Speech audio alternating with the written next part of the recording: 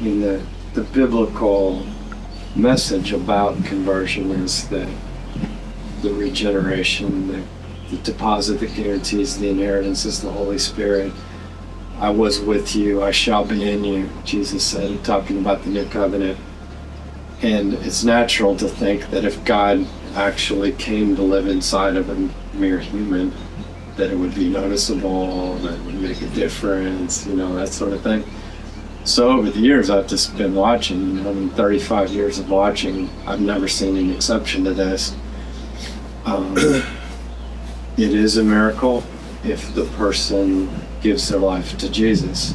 And it's a noticeable miracle, and things are noticeably, miraculously different. There's still a war to be fought, but you're coming from a whole different place. The ground you're standing on isn't shifting all the time. You got something to push off of at all times.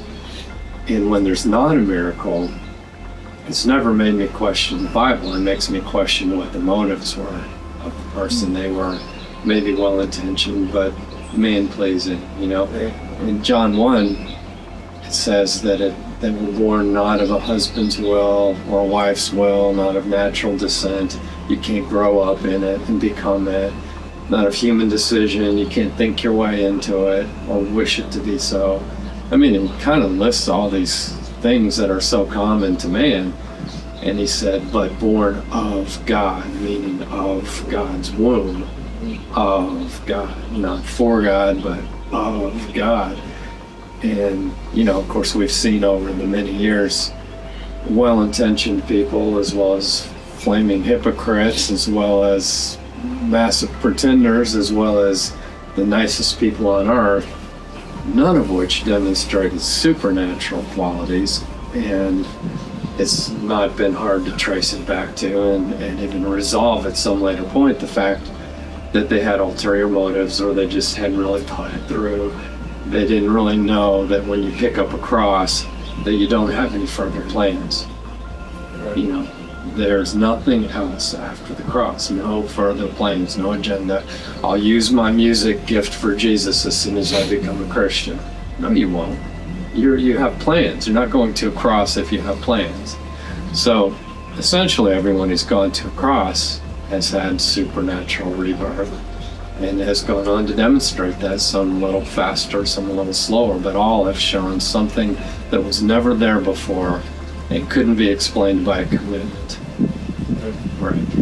And those that didn't demonstrate that in their life, as it turned out, as the months went by, weeks, sometimes just days, sometimes, or years, there was something flawed, something self-serving in what they had originally talked themselves into being a conversion experience, but God didn't recognize it. See, that's the cool part, is God knows, and God recognizes it with the gift of the Holy Spirit, or he doesn't recognize it and lets us thrash around like a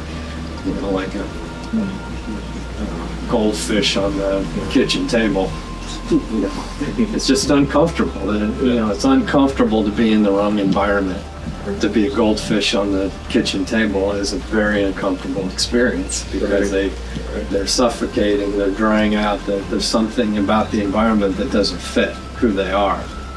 And that's what happens when a person has a well-meaning but incomplete, we'll call it conversion, that the culture, the living room, the being on the outside, as you put it, feeling like I'm not really in this, I'm watching it happen in front of me, and I acknowledge it all, but I can't get in there, and become part of the picture. Right. So, the gift of the Holy Spirit is a miracle, and God himself is the one who judges whether we've abandoned or not.